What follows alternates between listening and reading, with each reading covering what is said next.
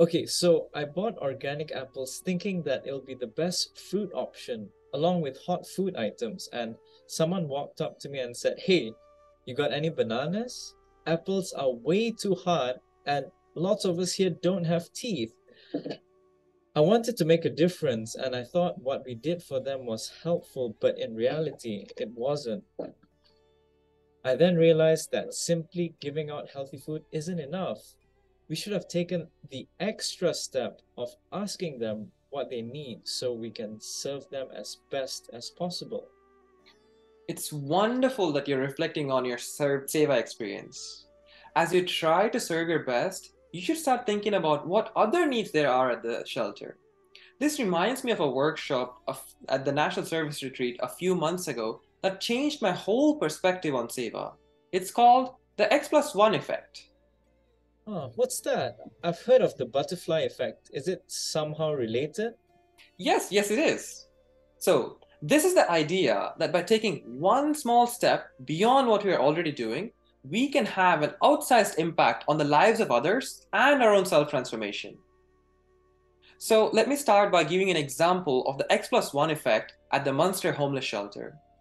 First, the center members started by providing food at the shelter, after which they noticed a need for physical fitness classes. Through the positivity that came from these classes, the members of the shelter were open to receiving more of what the center members had to offer, including EHV classes, help with taxes, and even assistance in finding employment so that the men could stand on their own 2 feet. Wow.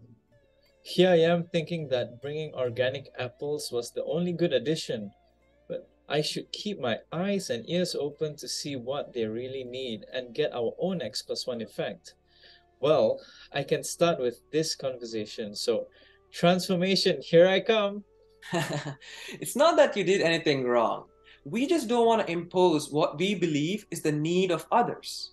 I like that because it places the focus on our intention, and that is what Swami looks for. Hmm. Well, what are good ways to find the X+1 effect? Well, the workshop spoke about this too. It said to find your next X+1 idea, start by asking yourself the questions with the 5 W's and 1 H. Who are you serving?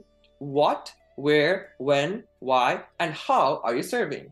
By asking any one of these questions, you can find your next X+1 idea. Hmm. Thanks for sharing this. It's really eye-opening.